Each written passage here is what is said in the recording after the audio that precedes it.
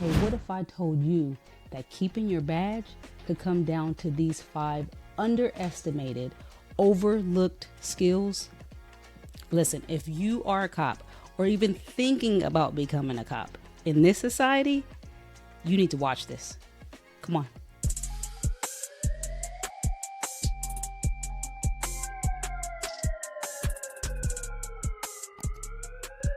What's up, y'all? Welcome back to the Human Side with Officer Jill, and we are just over halfway through the year. Can you believe it? August is like tomorrow, literally. August is around the corner. But check this out. It's never too late to secure your career the best you can. And if you are looking to join this profession, now's the time to start with this video, preparing yourself for what you're stepping into. Now, if you are new to the channel, thank you for being here. I am an active law enforcement officer in Los Angeles, and I want to give you 5 essential must-have skills to survive in this climate. Listen, I was recently on a training call, and it involved a bunch of well-known law enforcement attorneys, and they were aggressively encouraging us to operate in this profession, not like we're playing a game of checkers, but like we're playing a game of chess, right? Meaning we have to think more, okay? And so I want to give you guys some tools to help you to give you the best opportunity to secure your future. Let's get right into it. I wrote notes, y'all, because sometimes your girl can get real passionate about things and go on a tangent, all right? So keep in mind, this is not listed from most important to least important. I just did a list just to stay structured and have some type of organization up in this mug. All right. So number 1, check this out.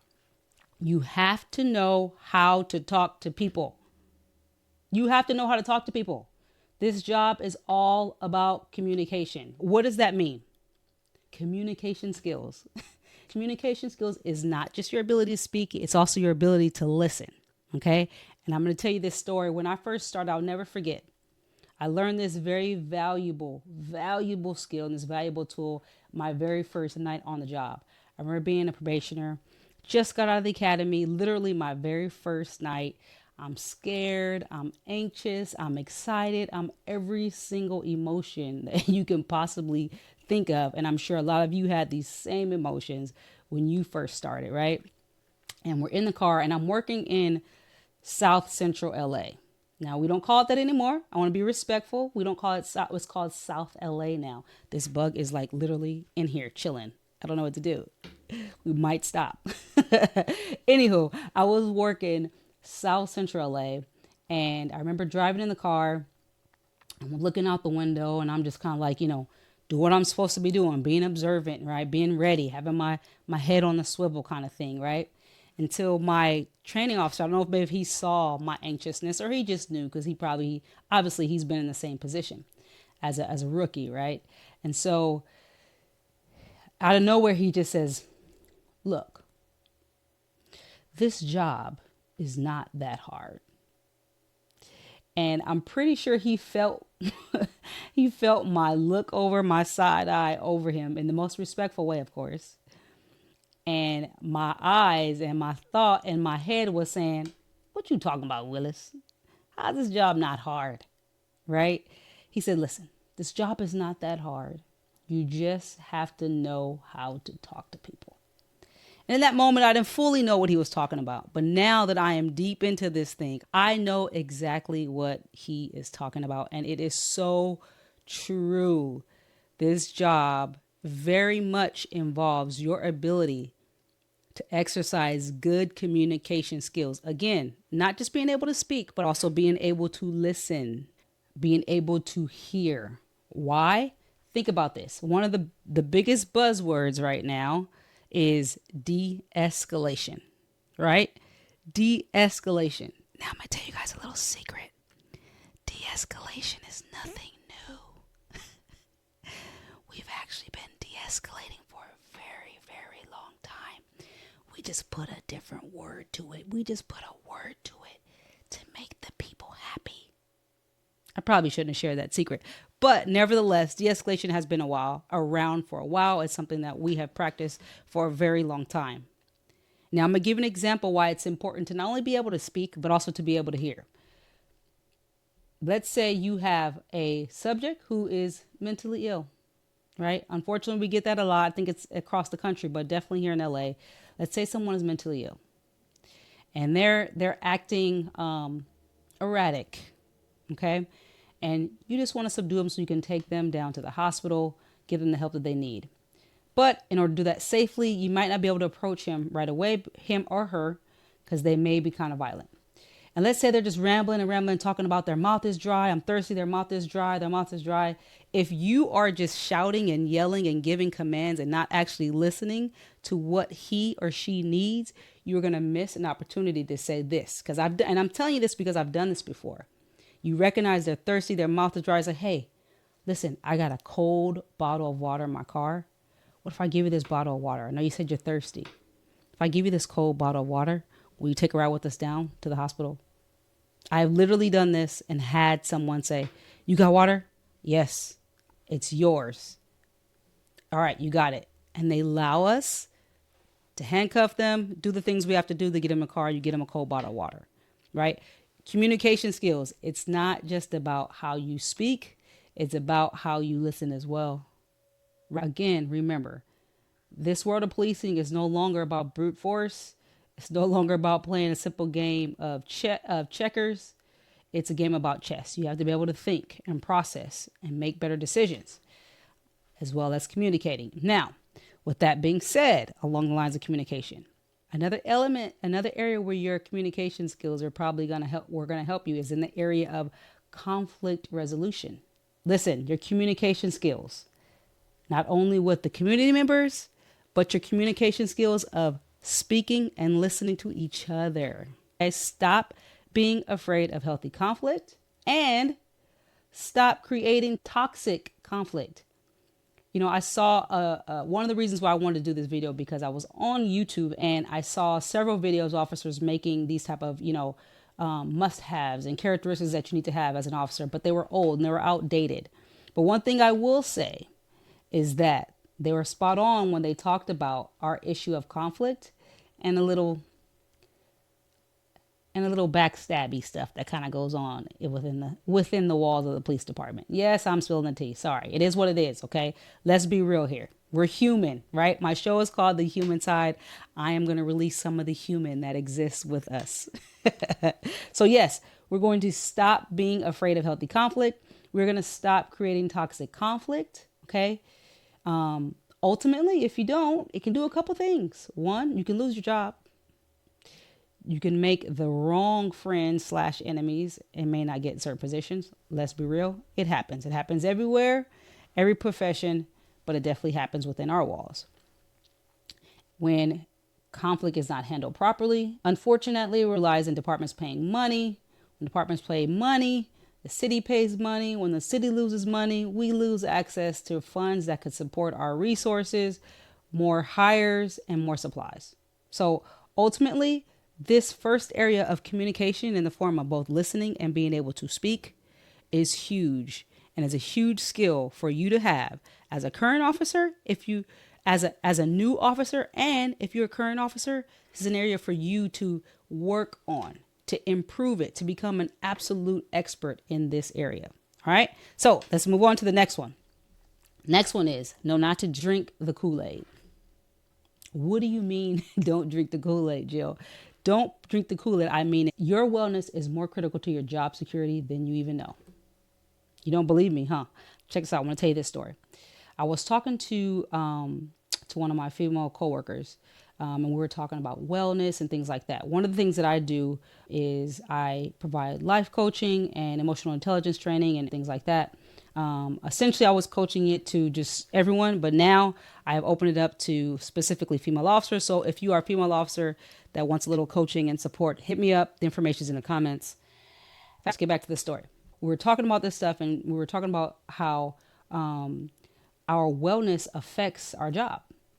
And she was telling me this story about her male partner. And they're good friends. They've been in the academy together.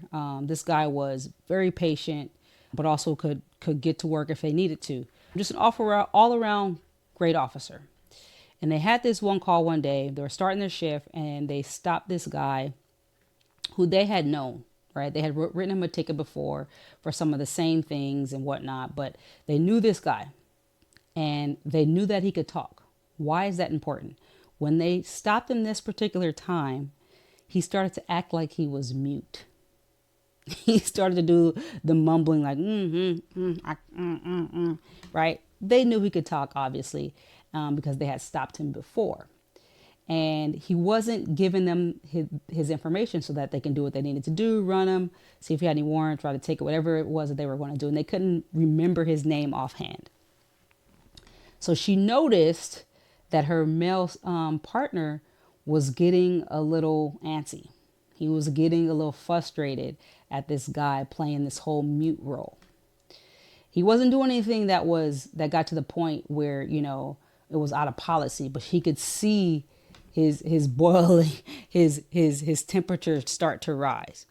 And so she saw it, and being a good partner, she stepped in and said, hey, you know what? Just grab the ticket book. I'm sure we have his information and we'll write him a ticket. Let's be on our way. He said, all right, cool. They do that. They leave. They go to get some lunch.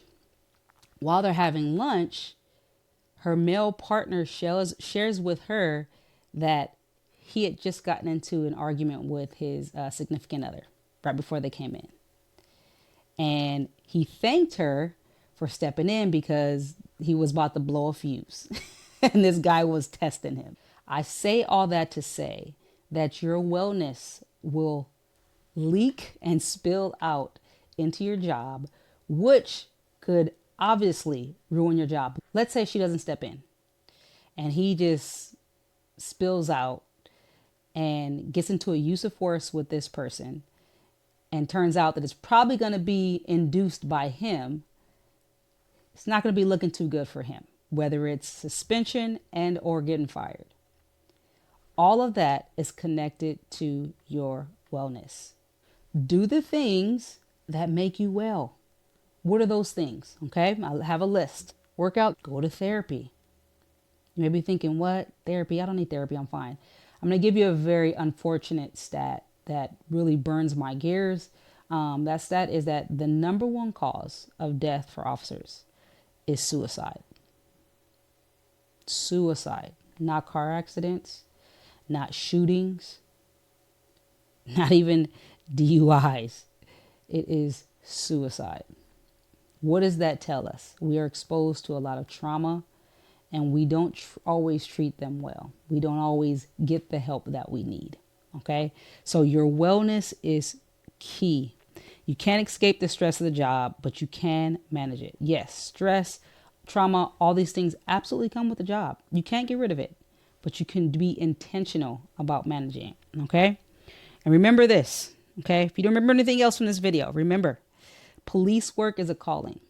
Okay. It is not just a job, but it is not your identity. All right. So let's go on to number 3. Number 3 is know yourself.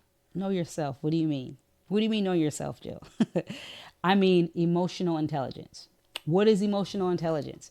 Emotional intelligence is either going to be called EQ or EI, depending on who's describing it. They mean the exact same thing. I'm going to give you the simple definition of it.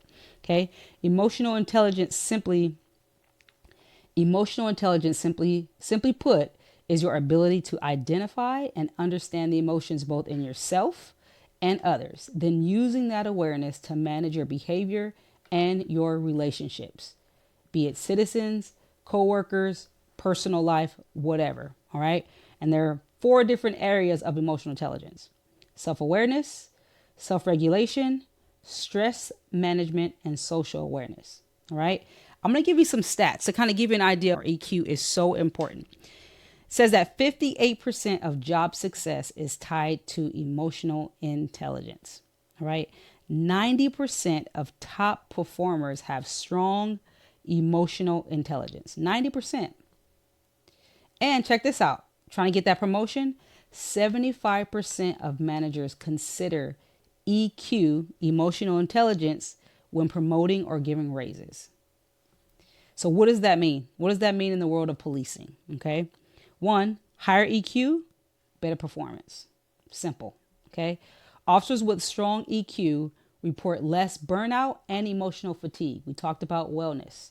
When you're more self-aware with what's going on with you, you're able to regulate yourself, regulate your emotions to keep you from being triggered to the point where you use excessive force or use force when you weren't supposed to, or keeps you from being able to process what people are saying in order to serve them well. Okay. Also, building EQ boosts your resilience and long-term job sustainability. I know one of the biggest concerns that we have right now is stability in the form of not only replenishing our departments, but also being able to finish this career. We have so many people leaving policing much earlier than what they wanted to. They're retiring much earlier than expected. And EQ can help you get that 20, 25, 30. Some of you want to go 35 years. They can help you get to that goal without you losing yourself. Okay. If you are better in the area of self-awareness, self-regulation, stress management, and social awareness, these are all areas that deal directly with policing. I guarantee you this will help solidify your career and help it go longer. I don't want to just give you information and not tell you my own personal story. So I'm willing to share a story where I, in a moment, lacked emotional intelligence, but because it's something that I have been intentionally working towards to improve, I was able to bounce back and actually present that emotional intelligence. And I remember this radio call. My partner, we got a call to this particular area to meet with this lady. This lady said that someone from the second balcony sprayed her with a water hose. Just kind of give you a little context of what this area looked like. It was kind of a small alley, but it was a street, and there was a bunch of almost like row apartments or condos or whatever. Super tight. Only one car could fit down this kind of like road that looks like an alley. And she said she was driving in, and out of nowhere, someone sprayed her with a water hose from the second floor. All right. We get there. First things first, she's not wet. And we asked her if she changed clothes. She said, no, I didn't change clothes. Okay. So she's telling us this whole story about all these things that happened. And we're looking at the area, and we're looking at her, and we're looking at the balcony, which is not like, there's no water hose like you would think in the front of a house, right? You're thinking a water hose that you water your lawn with. There's nothing there. And we're like, And to be quite frank with you, as she was talking, I was thinking that, I won't call her a liar, but I was thinking that she had quite a bit of imagination. Okay. I was thinking she had quite a bit of imagination. And while we were talking to her, she stopped and said, and looked at me and said, I don't appreciate you not believing me. And I stopped because I said, in the moment, I didn't tell her that I believed her. I was thinking it. I'm not going to lie. I was definitely thinking that she was making up this whole story. And based on what I was seeing, based on the evidence that I was seeing, I wasn't really buying it. Right. And so she must have felt that disposition in my body. She must have saw that disposition in my body, nonverbal communication. Right. And she said that, I don't appreciate you. I feel like you don't believe me. And I stopped in that moment, and I took some time to kind of have some self-awareness, because she was right. I had to be honest. She was right. I didn't believe her. And I said, you know what? You're right. I apologize. I absolutely apologize. I don't know if this happened or not, but either way, I'm going to continue to figure it out, what happened, so we can help you the best way we can. And I apologize that you don't feel that I believe you. I apologize. And in that moment, I went from a lack of self-awareness, right? Because I didn't realize that the disposition that I put off to her made her feel away. But in that same moment, I was able to stop myself, have more self-awareness, regulate my emotions and my personal feelings of what I thought about what she was saying, and be able to serve her properly. Long story short, just because I know you want the ending of a story like that. Turns out she was telling the truth, y'all. But there was a little extra stuff in there. Apparently the neighbor's car was parked in front of his house, right in that little alleyway. and he had a bunch of like expensive camera equipment in there or something, and he had to run back in his house to grab something, and then until he heard some his horn honking. And what happened was she was trying to leave, but that car was blocking her. So she got out of her car, reached into his car, and started honking the horn. Obviously, he thought it was someone, a transient, or someone trying to get in his car and steal his equipment. So his first response was, he couldn't see who it was. He just saw a body hanging out of the driver's side of his car. So his first response was, he was on the second level where his bathroom was. He grabbed the shower hose from his shower and pointed it out the window and sprayed her up, or whoever it was, to get out the car. And it was her. So that's actually what happened. There was actually some truth to the story. We spent about an hour or two asking neighbors and all kind of stuff. Nevertheless, self-awareness, emotional intelligence, it's important to have it. You have to be able to identify things going on inside of you, your triggers, your emotions, be able to regulate it so that you can deal with people better. I'm telling you, these things are gold for your career in this type of society that we're in, where policies are changing all the time. The next one, practice bravery. What do you mean practice bravery? It simply means have courage. You got to have courage in this job. It's a must. It's a guarantee, right? You have to have courage to do a few things, okay? Courage to walk down a dark alley in the middle of the night looking for somebody with a gun. Then have that same courage, okay, to admit that this job is taking its toll on you. One of my most memorable slash one of my most enjoyable moments in this job was teaching a class where we talked about officer wellness, where we talked about trauma, when we talked about having integrity and intervening when someone could potentially be making a mistake, whether it was willingly or mistakenly. Okay, we talked about having courage in this class and doing those things. And it was the most wonderful thing to see, because every single officer in there was purposely working to have that type of courage. It's hot. I'm turning the air on. Be right back, y'all. Good. And I'm back. Courage. Let's go back to courage. Yes, it's important for you to be able to admit that, to disclose that. And I don't want to just say things just because I want to be honest. I want to be real with you guys and show my human side. And I can tell you that as someone who has experienced an anxiety attack because of the stress of this job, you have to have the courage to say, hey, you know what? I need a little help. And I'm glad that I was able to have that courage to seek the resources that helped to get me back on track. And I'm good, y'all. Now, leadership. Leadership is a huge topic of discussion when it comes to policing. You have to have courage to lead a team of officers who are trusting you to devise the best plan that's going to hopefully end well for them. The same courage is also needed when you may have to stand up to someone, same rank or higher rank, that is potentially doing something they should be doing. So number 4, practice bravery in the form of courage. All right, let's go on to number 5. Last but not least, we're going to get a little lighter here. We've been talking about some kind of serious stuff. Last but not least, which is extremely important, okay? And it's actually one of my favorites, I must admit, okay? Don't take everything so serious. Be flexible, y'all. Be flexible, all right? What do I mean by that? Have a sense of humor. Have a sense of humor.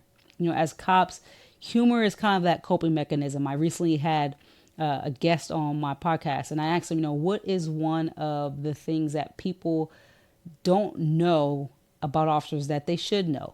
And his response was that they're funny. We are funny, y'all. Cops are funny. I work with so many funny people, and it's such a great way to keep you from losing your crap. It's a great way to keep from losing your crap. And you have to be flexible, okay? You have to be willing to be flexible to help navigate the politics within the walls and outside of the walls, right? And when I mean the walls, I mean in the police departments, because there's drama, y'all. And there's drama in every form of every form of profession. Every single profession has this drama, right? having the skill set of being flexible and having a sense of humor can be that one thing that can help you disarm someone from being super aggressive and super uncooperative, whether you're on a call and with someone at work. Remember this, and please remember this, everything is not personal. We are encountering people in some of their most difficult moments of their life, right? Another reason you have to be flexible. Your job responsibility is going to shift. It is going to shift. You're going to do jobs that you didn't think you're going to have to do. You're going to have to work hours that you didn't think you're going to have to work. You're going to have to work with people that you never thought you wanted to work with. You're going to have to work with people that you don't want to work with. All these things are going to require you to be flexible and have a sense of humor about it. Have a little fun with it. Make a few jokes. Laugh a little. It will help release some of the weight that you are carrying on your shoulders. All right, y'all. So those are the 5 things that every officer must have in order to protect your career. And if you are a new officer and you don't have these skills, start developing them now, like right now, like yesterday, because you will need every single one of them to be successful and to keep your job. All right, if I missed anything you think you guys want to add, any questions you have, feel free to go ahead and drop it in the description below, in the comment section below. If you want to have a conversation with me, if you want to have an honest human conversation, this is open to anybody, police officer, community member, a potential candidate, hit me up. My contact information is in the bottom there. If you think there's someone that you think would enjoy this video, go ahead and hit that share button, like, subscribe, all that good stuff.